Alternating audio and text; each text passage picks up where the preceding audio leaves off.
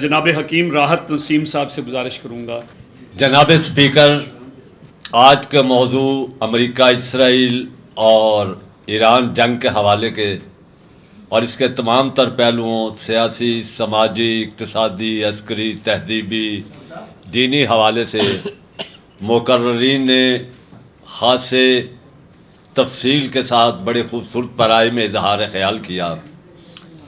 تو اصل میں آج کا جہاں تک موضوع کا تعلق ہے، اس میں سب سے بڑا ایشو یہ ہے کہ جنگ کی صورت میں جو خوف پیدا ہوتا ہے اور جو ذہن مضطرب ہوتے ہیں، جس کے نتیجے کے اندر ذہنی بیماریاں اور مسائل جنم لیتے ہیں، اس کے مداوع کے لیے ہمیں موجودہ چیلنج کے دوران کیا کرنا چاہیے۔ مجھ سے پہلے قیوم نظامی صاحب نے ایک بڑی خوبصورت بات کی کہ جنگ کسی مسئلے کا حل نہیں، بلکہ جنگ کئی مسائل پیدا کرتی ہے، جن میں سے ایک بڑا مسئلہ ذہنی صحت بھی ہے۔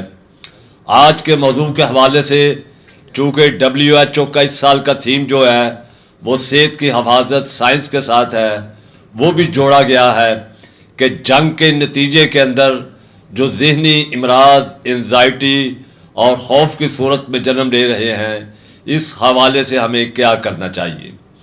تو میں یہ سمجھتا ہوں کہ ہماری یہ جو ادارے ہیں، جیسے ابھی بات ہوئی اسکاؤٹس کے، شہری دفاع کے، NGOز، فاؤنڈیشنز اور دوسرے ادارے قومی یکجہتی کے لیے فورم کیا کریں تاکہ قوم میں اعتماد پیدا ہو اور ہم ذہنی امراض سے بچ سکیں۔ کسی فلاسفر نے بڑی خوبصورت بات کی کہ صحت جسم اور صحت دماغ لازم و ملزوم ہے۔ ایسا ممکن نہیں کہ دماغ کی صحت سے آری کوئی فرد یا قوم ترقی کی منازل طے کر سکے۔ تو جنگیں یقیناً خوف پیدا کرتی ہیں، ذہن مضطرب ہوتے ہیں اور ذہنی امراض بڑھتے ہیں۔ اس کا ایک ہی حل ہے کہ ہم قومی یکجہتی کے لیے، قوم کے اعتماد اور مورال کو بلٹ اپ کرنے کے لیے ایسے اعتماد کریں تاکہ اعتماد بڑھے اور اس کے نتیجے میں جو پیدا ہونے والے صحتی مسائل ہیں ہم ان سے بچ سکیں۔ تو آج کا بھی یہ پروگرام اس حوالے سے بڑی اہمیت کا حامل ہے اور میں اس کے لیے ہمدرد فاؤنڈیشن کو مبارکباد پیش کرتا ہوں۔